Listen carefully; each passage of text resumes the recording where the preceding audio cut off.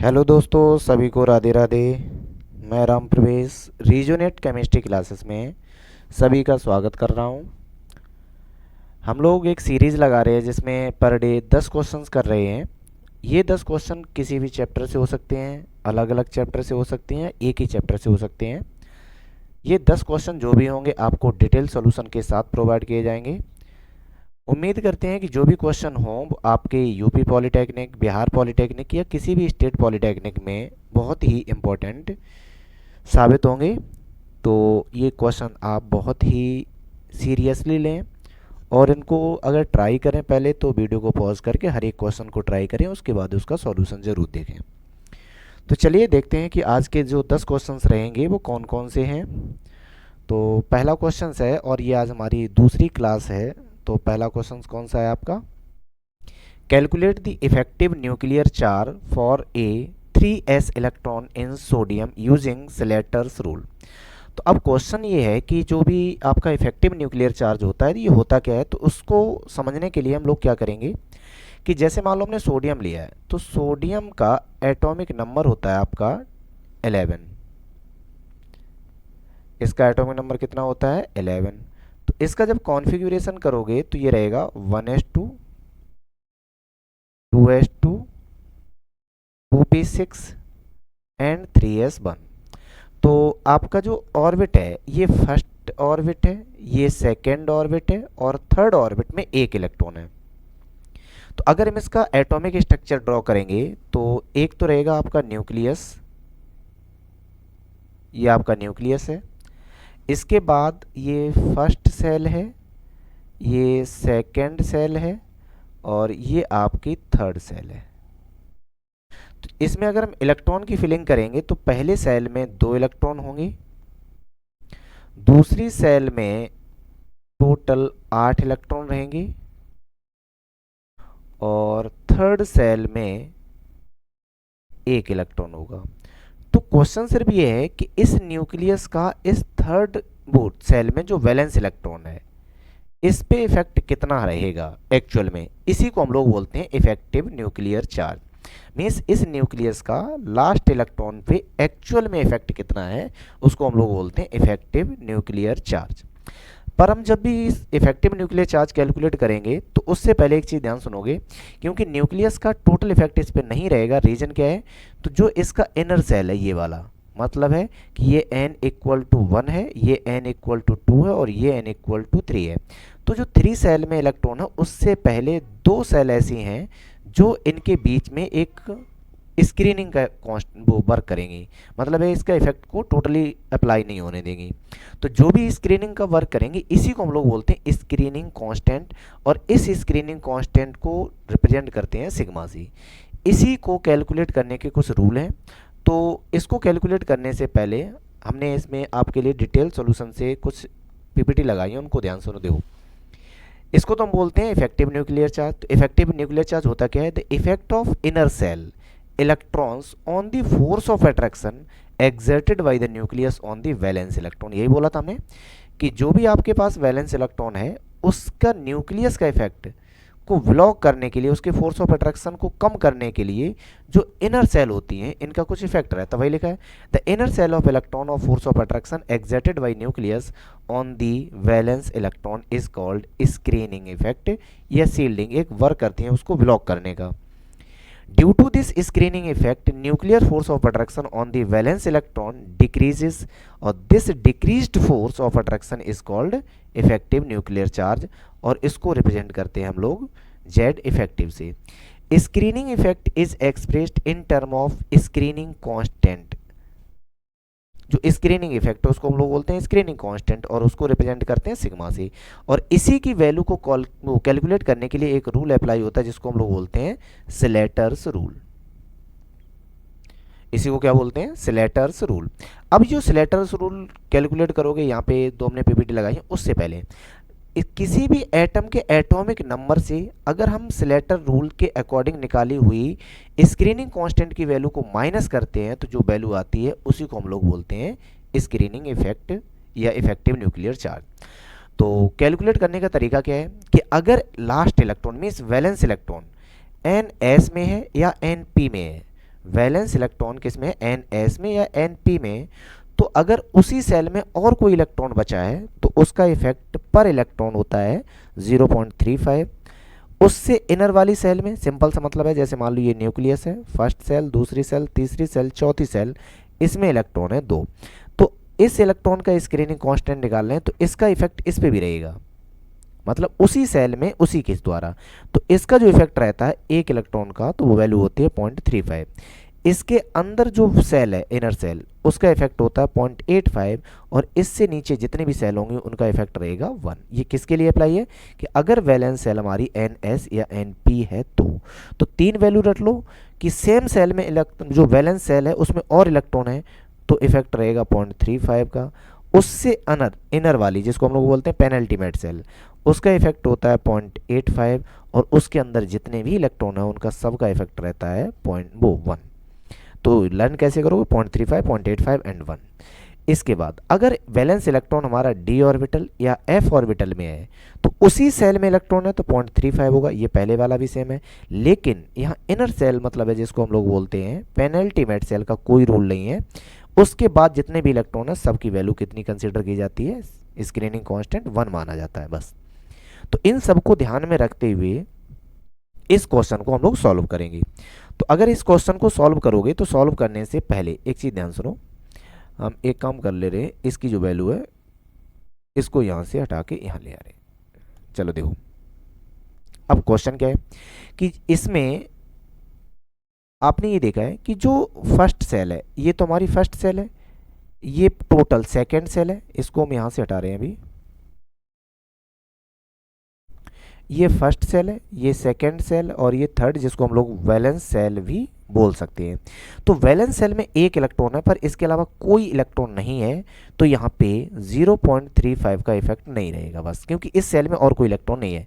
इससे इनर वाले में है तो रूल के अकॉर्डिंग चलोगे कि इसका कोई इलेक्ट्रॉन नहीं है तो 0.35 के लिए कोई इलेक्ट्रॉन नहीं है, प्लस हम लोग वैल्यू कैलकुलेट कर रहे हैं सिग्मा की, मीन्स स्क्रीनिंग कांस्टेंट की, प्लस इससे इनर मीन्स n-1 में इलेक्ट्रॉन है टोटल 2, इसमें 6, इसमें 8, और हर एक इलेक्ट्रॉन का इफेक्ट रहता है 0.85। इससे नीचे जितने भी सेल है, जितने भी, यहाँ तो एक है पर जितने भी हों सबके लिए इफेक्ट 1 रहता है, पर यहाँ पे हमारे पास इलेक्ट्रॉन कितने हैं 2। तो अगर इस वैल्यू को कैलकुलेट करोगे तो यहाँ से इस टर्म की वैल्यू होने वाली है 0। इन दोनों का मल्टीप्लाई करोगे तो 8 5 40, 4 बचे, 8 8 64 और 6 68, इतना हुआ, और प्लस के 2। तो यहां से स्क्रीनिंग कांस्टेंट आ जाएगा आपका, कितना होगा, 6.8 प्लस 2 दैट इज 8.8। ये अभी आपने स्क्रीनिंग कांस्टेंट निकाला है, इफेक्टिव न्यूक्लियर चार्ज नहीं। तो इफेक्टिव न्यूक्लियर चार्ज कितना होता है, इसी के एटॉमिक नंबर से इफेक्टिव न्यूक्लियर चार्ज को माइनस, वो स्क्रीनिंग कांस्टेंट को माइनस कर दो। तो सोडियम का एटॉमिक नंबर होता है 11, तो 11 में से अगर आप स्क्रीनिंग कांस्टेंट मीन्स 8.8 को माइनस करोगे तो इफेक्टिव न्यूक्लियर चार्ज की वैल्यू हो जाएगी 2.2। यही इसका आंसर था। उम्मीद करते हैं कि अब आपको ये बात समझ में आ गई होगी कि इफेक्टिव न्यूक्लियर चार्ज होता क्या है। इसको और डिटेल से पढ़ने के लिए हमने आपको पीपीटी यहाँ पे प्रोवाइड कर दी है, जिनको आप डिटेल से पढ़ लेंगे आप। चलो अगले क्वेश्चन पे मूव करते हैं। अगला क्वेश्चन दिया है, calculate the uncertainty in velocity if uncertainty in position is 10⁻10 metre में दिया है, और यहाँ पे आपको प्लैंक्स कांस्टेंट की वैल्यू गिवन है और मास ऑफ इलेक्ट्रॉन भी गिवन है। तो एक साइंटिस्ट थे जिनका नाम था हाइजेनबर्ग।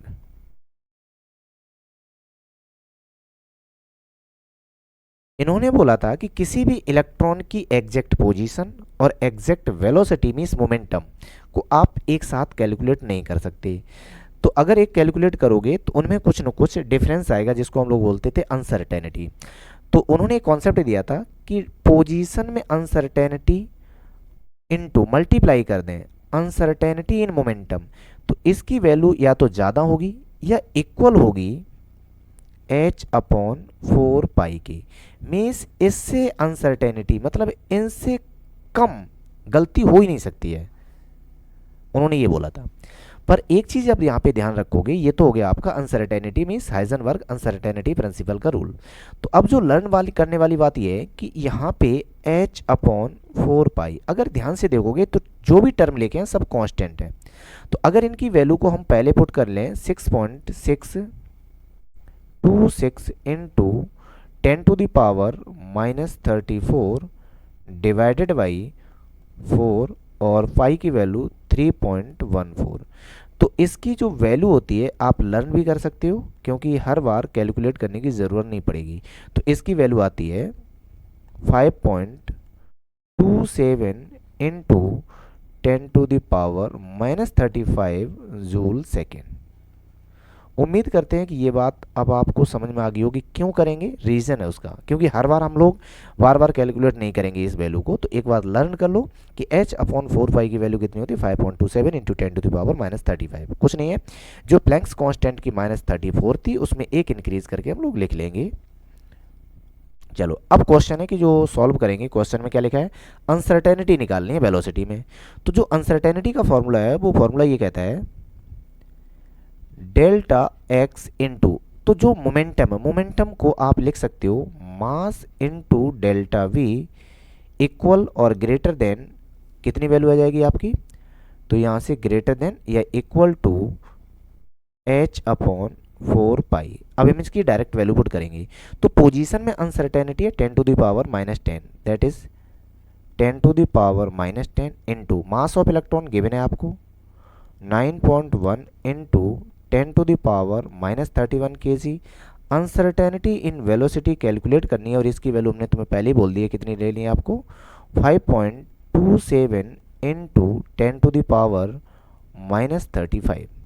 तो यहाँ से अगर हम डेल्टा वी की वैल्यू कैलकुलेट करेंगे तो ये वैल्यू रहेगी आपकी 5.27 into 10⁻⁻35 divided by 10⁻⁻10 into 9.1 into 10⁻⁻31।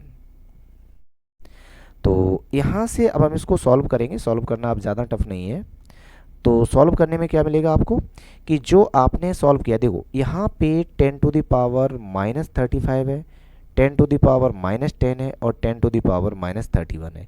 तो नीचे के बेस को अगर हम सम करें या फिर पावर में देख लो, ऊपर है 35 और नीचे का अगर समेसन करोगे तो 41 आ रहा है, तो दोनों का डिफरेंस 6 रहेगा। तो एग्जैक्ट वैल्यू जो मिलेगी वो डेल्टा वी इक्वल 5.27 इंटू 10⁻⁻35 और अपॉन में आ जाएगा आपका 9.1 इंटू 10⁻⁻41।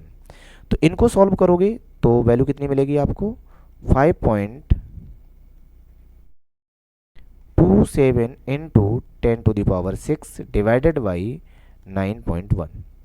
तो इसको हम लोग डायरेक्ट कैलकुलेटर से लगा ले रहे हैं, आप इसको सॉल्व करना, प्रैक्टिस करना क्योंकि इतना टाइम नहीं है। तो इसकी वैल्यू जो आएगी डेल्टा वी, तो कैलकुलेटर से आएगी आपकी एग्जैक्ट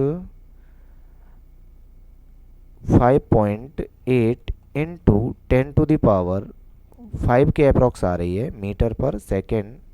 पर इसमें एक बात ध्यान रखना, इसमें एग्जैक्ट नहीं मिल रही है, इसकी वैल्यू इतनी मिल रही है 5.8 इंटू 10⁵ होनी चाहिए, इसमें 6 लिखी है, चलो गलती से होगी वो। तो ये क्वेश्चन समझ में आ गया किसका है, uncertainty principle means Heisenberg uncertainty principle. उन्होंने बोला था किसी भी इलेक्ट्रॉन की वेलोसिटी मींस मोमेंटम और उसकी एग्जैक्ट पोजीशन को आप कैलकुलेट नहीं कर सकते। कैलकुलेशन में मोमेंटम और पोजीशन में जो मिस्टेक आएगी वो h अपॉन 4 पाई के इक्वल होगी या इससे ज़्यादा होगी, मीन्स इससे तो कम हो ही नहीं सकती। तो इसकी अनसर्टेनिटी में आप वैल्यू लर्न कर लो कौन सी, कि h अपॉन 4 पाई की एग्जैक्ट वैल्यू कितनी होती है 5.27 इंटू 10⁻⁻35 जूल सेकेंड। अब जूल सेकेंड में चेंज क्यों नहीं हुआ, क्योंकि 4 और पाई दोनों आपके कांस्टेंट है, तो यूनिट में कोई चेंज नहीं आएगा। चलिए नेक्स्ट क्वेश्चन पे मूव करते हैं।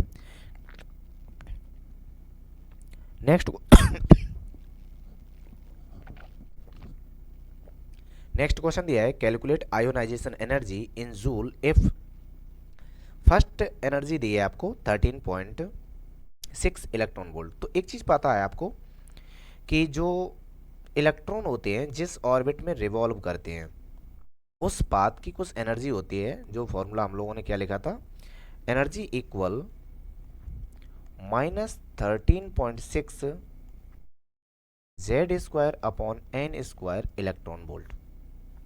तो यही यहाँ से निकालिए, फर्स्ट सेल की एनर्जी है यहाँ से कि इलेक्ट्रॉन, जैसे मान लो ये न्यूक्लियस है, फर्स्ट सेल है, सेकेंड सेल है, तो इलेक्ट्रॉन जब यहाँ से यहाँ जंप करेगा तो उसको इतनी एनर्जी चाहिए, मीन्स फर्स्ट सेल से निकालने के लिए मुझे एनर्जी चाहिए। पर क्वेश्चन ये है कि जो आपने एनर्जी यहाँ लिखी है वो इलेक्ट्रॉन वोल्ट में है, पर इस मुझे वैल्यू किस में चाहिए, जूल में चाहिए। तो रिलेशन सिंपल सा मतलब होता है कि एक इलेक्ट्रॉन वोल्ट की एनर्जी जूल में होती है 1.6 इंटू 10⁻⁻19 जूल। ये आपका रिलेशन होता है जो आपको लर्न होना चाहिए।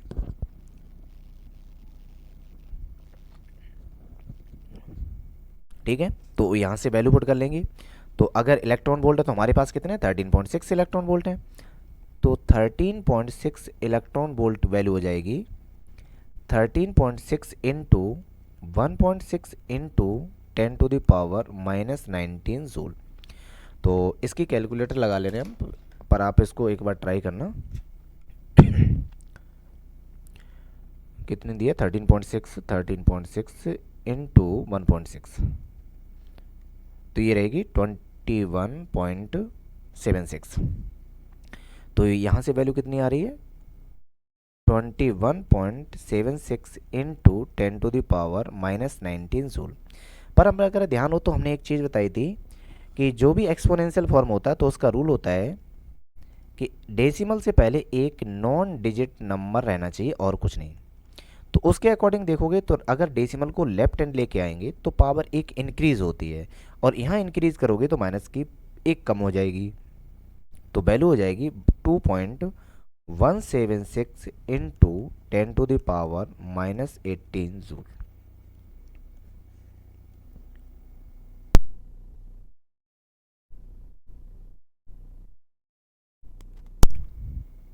तो यहाँ से एग्जैक्ट वैल्यू कितनी रहेगी आपकी, ए ऑप्शन 2.18 है या फिर 2.176 ले लो। चलिए अगला क्वेश्चन देखते हैं। इसमें कुछ नहीं था, केवल कन्वर्जन था, तो कन्वर्जन के लिए फॉर्मूला रट लोगे, कितना होता है 1 electron volt equal to 1.6 into 10⁻⁻19 joule. जो आपका एक इलेक्ट्रॉन का जो चार्ज होता है वही वैल्यू होती है। आगे कह रहा है number of electrons in 5D सब सेल में कितने होते हैं। तो अगर कुछ ध्यान हो तो ये होता है कि जो एस होता है, एस, इसके पास सब सेल होते हैं, मतलब सब सेल तो ये, लेकिन इसके पास जो ऑर्बिट होते हैं वो एक होता है। लेकिन जो पी सब सेल है इसके पास नंबर ऑफ ऑर्बिट होते हैं 3। ऐसे ही अगला होता है डी, इसके पास टोटल सब सेल होते हैं आपके 5, 1 2 3 4। और जो एफ होता है इसके पास टोटल सब सेल होते हैं 7। तो 1 2 3 4 5 6 और 7। ठीक है, अब क्वेश्चन ये है कि हर एक ऑर्बिट में देखो, इनको तो हम लोग बोलेंगे सब सेल और इनको बोलते हैं हम लोग ऑर्बिटल्स। तो ऑर्बिटल में, एक ऑर्बिटल में 2 इलेक्ट्रॉन पुट किए जाते हैं, तो इसमें हुंड रूल के अकॉर्डिंग चलेंगे तो 2 इलेक्ट्रॉन, 2, तो 1 2 3 4 5, उसके बाद सबकी पेयरिंग होती है। ठीक है, 1 2 3 4 5 6 7, और उसके बाद सबकी पेयरिंग होगी। तो इसमें नंबर ऑफ इलेक्ट्रॉन काउंट करोगे तो कितने रहते हैं, 2। इसमें नंबर ऑफ इलेक्ट्रॉन कितने रहते हैं, 6। इसमें नंबर ऑफ इलेक्ट्रॉन कितने रहते हैं, 10। और इसमें नंबर ऑफ इलेक्ट्रॉन कितने रहते हैं, 14। और यही चीज़ जब आप कॉन्फ़िगरेशन करते हो तो लिखते हो S2, मतलब है कि S में कितने इलेक्ट्रॉन फिल किए जाएंगे, 2। ऐसे ही जब आप P की फिलिंग करते हो तो P6 लिखते हो। ऐसे ही जब आप D की फिलिंग करते हो तो D10 लिखते हो। ऐसे ही जब F की फिलिंग करते हो तो 14 लिखते हो। बात समझ में आई नहीं आई। ठीक है, तो अब क्वेश्चन सिंपल सा हो गया कि हमारे जो 5D सीरीज है, मतलब सब सेल है, उसमें कितने इलेक्ट्रॉन है। तो आगे लिखा हुआ जो सेल नंबर है इससे कोई लेना देना नहीं, हमें मतलब होता है डी सब सेल, सब सेल के अंदर कितने ऑर्बिट हैं। तो इसके अंदर 5 ऑर्बिट होते हैं और हर एक में 2 इलेक्ट्रॉन फिल किए जाते हैं, इसीलिए इसके अंदर टोटल कितने इलेक्ट्रॉन आ सकते हैं, 10 आ सकते हैं। ठीक है, चलो नेक्स्ट क्वेश्चन पे calculate the magnetic moment of iron triple positive, और आगे उन्होंने एक और सिंबल दे दिया है कि इसके डी में 5 इलेक्ट्रॉन है। तो उससे पहले चलो हम इसको सॉल्व भी कर ले रहे हैं कि जो आयरन होता है Fe, इसका एटॉमिक नंबर होता है 26। तो 26 का कॉन्फ़िगरेशन करोगे तो ये रहेगा 1s2 2s2 2p6 3s2 3p6 4s2 3d6। ठीक है, इतना होता है। और यहाँ से टोटल काउंट करोगे, यहाँ से लेके यहाँ तक टोटल इलेक्ट्रॉन हो रहे होंगे 18, और 18 इलेक्ट्रॉन होते हैं आर्गन के। तो Fe, इसका कॉन्फ़िगरेशन शॉर्ट में लिखना चाहो तो आर्गन 4s2 3d6।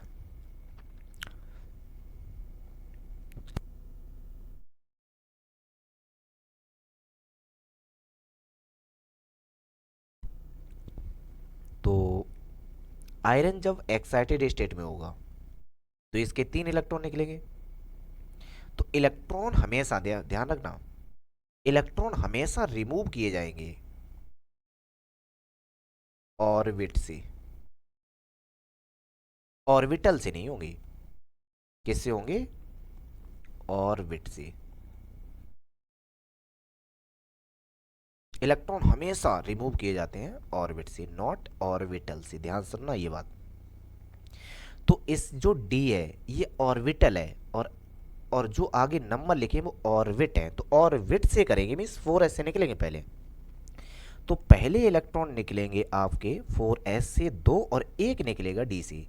तो ये तो हो जाएगा 4s0 और यहाँ बचेंगे 3d5।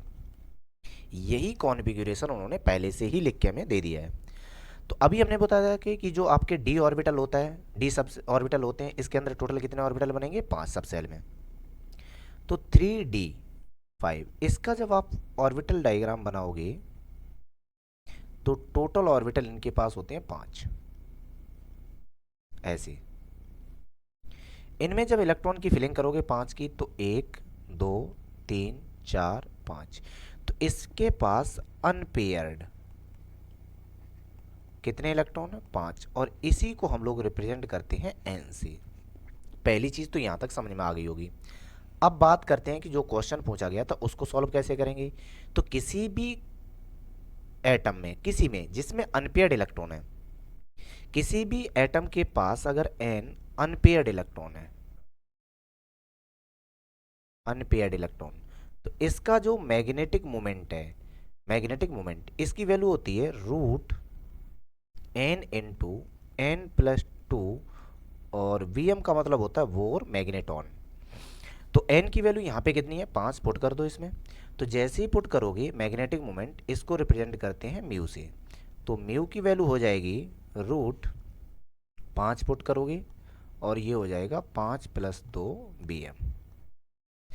तो यहाँ पे दोनों का मल्टीप्लाई करोगे रूट 35 और Bm। अब यहाँ पे देख लो, अगर तुम्हें डायरेक्ट कैलकुलेशन नहीं आ रही तो बहुत कोई दिक्कत नहीं। यहाँ पे रीज़न है कि अगर ये 36 होता तो इसका अंडर रूट 6 आ जाता। तो इसका मतलब ये अप्रॉक्स 5 के अप्रॉक्स नीचे चलेगा, मतलब 6 के अप्रॉक्स चलेगा, पर टोटल 6 नहीं होना चाहिए। तो इसका सिंपल सा मतलब है कि अगर हम ऑप्शन में देखें तो ऑप्शन में 6 के अप्रॉक्स एक ही है, मतलब जो ए वाला है 5.92 Bm। बात समझ में आ गई? तो इसका मैग्नेटिक मोमेंट कितना होगा? 5.92 Bm मीन्स वोर मैग्नेटॉन। क्लियर हो गया होगा? चलो नेक्स्ट क्वेश्चन पे मूव करते हैं। नेक्स्ट क्वेश्चन में लिखा है calculate the frequency of radiation having wavelength 500 nanometre. Frequency calculate करनी है। चलो, तो एनर्जी के दो फॉर्मूले लिखे थे, अगर ध्यान हो, जिसमें हम लोगों ने लिखे थे, इससे पहली वाली वीडियो में भी बोला था कि जो एनर्जी होती है ये होती है H new. H means Planck's constant और न्यू मीन्स फ्रीक्वेंसी। इसी का फॉर्मूला अगर हम लोग वेवलेंथ में लिखते हैं तो ये फॉर्मूला होता है एच सी अपॉन लैम्डा। तो इन दो फॉर्मूले को अगर रिलेट करें तो फ्रीक्वेंसी आ रही है सी अपॉन लैम्डा। बात समझ में नहीं आई? इसी फॉर्मूले को यूज़ करके हम लोगों को यहाँ से फ्रीक्वेंसी कैलकुलेट करनी है। तो जब आप फ्रीक्वेंसी कैलकुलेट करोगे तो फ्रीक्वेंसी मीन्स म्यू बराबर हो जाएगा सी अपॉन लैम्डा। तो सी की वैल्यू कितनी है? 3 इंटू 10⁸ मीटर पर सेकेंड। और नैनोमीटर को अगर आप कन्वर्ट करोगे तो इससे पहले भी वीडियो में ये क्वेश्चन आ चुका है शायद। तो 1 नैनोमीटर की वैल्यू होती है 10⁻⁻9 मीटर। तो हमारे पास टोटल कितने नैनोमीटर है? 500। तो 500 नैनोमीटर इक्वल हो जाएगा 500 इंटू 10⁻⁻19 मीटर। तो एक दो से पावर कैंसिल हो जाएंगी, तो 5 इंटू 10⁻⁻17 मीटर आ जाएगा आपका नैनोमीटर। किसका? 500 नैनोमीटर। मीटर में कन्वर्ट कर लिया हमने, क्योंकि ऐसा यूनिट में यूज़ होगा, नैनोमीटर में यूज़ नहीं होगा। तो यहाँ से अगर हम वैल्यू पुट करेंगे तो म्यू बराबर कितना हो जाएगा? 5 इंटू 10⁻⁻17 मीटर। तो एक तो यूनिट क्लियर दिख रही है कि इस मीटर से मीटर कैंसिल कर दोगे, सेकेंड इनवर्स आ जाएगा। तो म्यू इक्वल हो जाएगा 3/5 10⁸ इंटू 10⁻17, क्योंकि ये पावर ऊपर चली जाएंगी। तो यहाँ से जो म्यू बचेगा तो वो बचेगा 3/5 इंटू 8 और 17 को अगर ऐड करोगे तो 10⁻ कितना रहेगा? 25। पर एक चीज़ ध्यान रखो कि अगर आप इसको डिवाइड करोगे 3 को 5 से तो पॉइंट में आ रहा होगा, तो एक काम करो 10 का मल्टीप्लाई इसमें कर दो, तो हमारा फॉर्मूला बन जाए, वो फॉर्मेट बन जाएगा 30/5 इंटू 10⁻24। और यहाँ से अभी भी कितना है? Second inverse. तो इसको डिवाइड करोगे तो सिंपल आ जाएगा, म्यू बराबर कितना आ जाएगा? 6 इंटू 10⁻24 सेकेंड इनवर्स। तो ऑप्शन कौन सा हो जाएगा आपका? ए वाला। ठीक है, इतना सिंपल सा था। बस एक ही बात है कि जितने भी फॉर्मूले यूज करेंगे सबको लर्न करते हुए चलना है आपको। चलो नेक्स्ट क्वेश्चन पे मूव करते हैं। Question number 7, calculate the energy of photon with frequency. अभी जो फॉर्मूले लिखे थे सेम वही फॉर्मूले आएंगे। तो कौन से फॉर्मूले लिखे थे अभी हमने? कि जो एनर्जी होती है ये इक्वल होती है एच न्यू के, और एनर्जी का दूसरा फॉर्मूला होता है एच सी अपॉन लैम्डा। और उसके बाद हमने दोनों फॉर्मूले को रिलेट करके फ्रीक्वेंसी का फॉर्मूला लिखा था सी अपॉन लैम्डा का।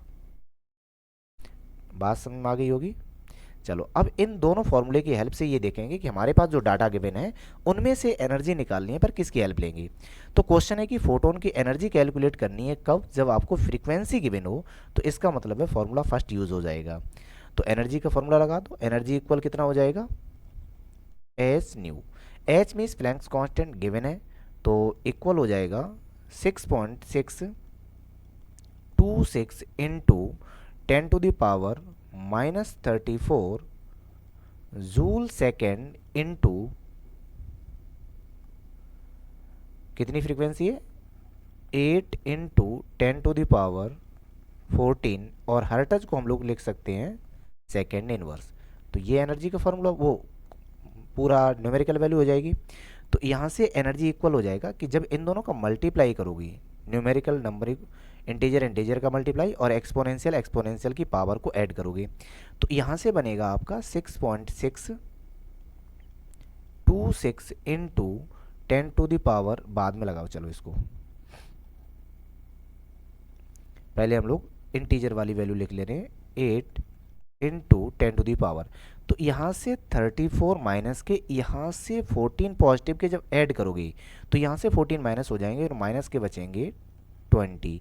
और सेकेंड इनवर्स से एक सेकेंड इनवर्स कैंसिल हो जाएगा तो बचेगा जूल, क्योंकि एनर्जी जूल में आ रही है। तो अब अगर इनका मल्टीप्लाई करेंगे तो हम भी फिर वही कॉन्सेप्ट डायरेक्ट कर ले रहे हैं, 6.626 मल्टीप्लाई बाई 8, तो ये रहा है 53.008। तो एनर्जी कितनी आ रही है? 53.008 इंटू 10⁻⁻20 जूल।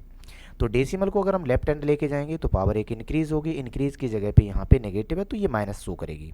तो ये वैल्यू आ जाएगी आपकी 5.3 into 10⁻⁻19 joule energy of the photo. यही आपसे पूछा गया है। तो ऑप्शन कौन सा मिल रहा है? फिर मुझे ए मिल रहा है। चलो नेक्स्ट क्वेश्चन पे मूव करते हैं। नेक्स्ट क्वेश्चन है आपका क्वेश्चन नंबर 8, टोटल 10 करने हैं। तो calculate the de Broglie wavelength of an electron moving with velocity 1 × 10⁻⁶ metre पर सेकेंड। तो डी ब्रॉगली हाइपोथेसिस ने केवल ये रिलेशन दिया था डुअल नेचर, पहली चीज़। तो ये चीज़ बात ध्यान होनी चाहिए कि जो डी ब्रॉगली थे इन्होंने दिया था डुअल नेचर ऑफ पार्टिकल। उसी के अकॉर्डिंग उन्होंने मैथमेटिकल एक रिलेशन दिया था जिसको हम लोग बोलते हैं de Broglie equation, lambda equal to h upon p. और इसी में अगर आप इसको एक्सपेंड फॉर्म में लिखोगे तो that is the m v means momentum का फॉर्मूला। ये इसकी वैल्यू थी। चलो अब क्वेश्चन सॉल्व करते हैं। तो जब क्वेश्चन सॉल्व करोगे तो यही जो आपका सेकंड फॉर्मूला यही अप्लाई होगा। चलिए सॉल्व करते हैं तो क्या मिलेगा, lambda equal h upon m v. तो क्वेश्चन में क्या लिखा है, calculate the de Broglie wavelength, means wavelength ही कैलकुलेट करनी है। तो कितना हो जाएगा, एच की वैल्यू पता होती है सबको 6.626 इंटू 10⁻⁻34 जूल सेकेंड होती है, divided by mass of electron कितना है 9.1 इंटू 10⁻⁻19 वो -31 kg इंटू वेलोसिटी कितनी दी है आपको 10⁻⁶। ये है लैम्डा की वैल्यू, पर मीटर में आएगी, बस ध्यान रखना ऐसा यूनिट में चल रही है। तो सेम वही फॉर्मेट कि यहाँ से 31 को अगर हटाएंगे तो यहाँ बचेंगे -3 और 6 ऊपर जाएंगे तो -9। तो यहाँ से जो लैम्डा आएगा वो बनेगा आपका 6.626 डिवाइडेड बाई 9.1 इंटू 10⁻⁻9 मीटर।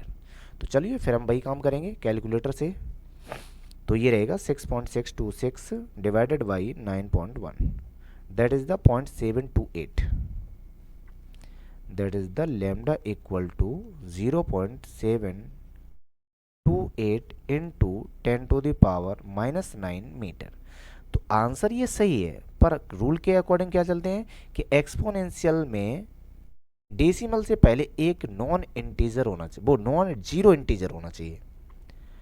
तो अगर यहाँ देखेंगे तो डेसिमल को हम लोग राइट हैंड शिफ्ट करेंगे, और जब राइट हैंड शिफ्ट करते हैं तो पावर एक कम हो जाती है, और यहाँ पे कम कम तो ऐड हो जाएंगी, माइनस माइनस करेंगे तो लैम्डा इक्वल हो जाएगा 7.28 इंटू 10⁻⁻10 मीटर। तो अप्रॉक्स में फिर वही मिल रहा है मुझे कितना, ए 7.27 या 7.28 इंटू 10⁻⁻10 मीटर। तो जो भी आपने मतलब किसी पार्टिकल मीन्स इलेक्ट्रॉन को अगर आप इस वेलोसिटी से मूव कराओगे तो उसमें एक वेवलेंथ जनरेट हो जाएगी। वो वेवलेंथ कितने बनेगी आपकी 7.28 इंटू 10⁻⁻10 मीटर। चलिए नेक्स्ट क्वेश्चन पे चलते हैं। Next question, question number 9, calculate the maximum number of electrons in n equal to 5। तो अगर तुम्हें कुछ ध्यान हो तो हमने फॉर्मूला लिखे थे कि n का मतलब होता है नंबर ऑफ सेल और ऑर्बिट। अगर किसी भी एटॉमिक स्ट्रक्चर में n सेल हैं तो इसका पहला फॉर्मूला बनता है नंबर ऑफ ऑर्बिटल्स।